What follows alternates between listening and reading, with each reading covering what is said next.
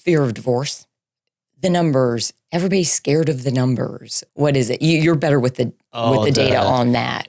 Yeah. I'm not going to quote the data on that because the data is all over the place on that. There's this urban myth that half of marriages, 50% of marriages end in divorce. And that's based on some research that was done many years ago. And it leaves out all sorts of really important factors, such as when did you get married in life? What decade of life was your marriage? Were you married in the 50s, 60s, 70s, 80s? Because divorce rates skyrocketed in the 70s. They've been dropping in the 80s, 90s, 2000s.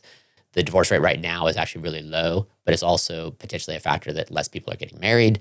The other thing in there is that that's all marriages. Well, what if you're a serial marrier? What if you've been married 4, 5, 6, 7 times, which there's a lot of those? Well, that spikes the rate. That's the problem with stats on all of these things. At the time I last heard research on this, something in the neighborhood of 70% of women were still married to their first husband. And that included those marriages that ended in death. Spouse died. That's a much different picture than 50%. So the fear of divorce is real. Yes, it has massive impact, especially if you have kids and everything. But the stats around it, it's a harder picture than what's been painted there. Yeah.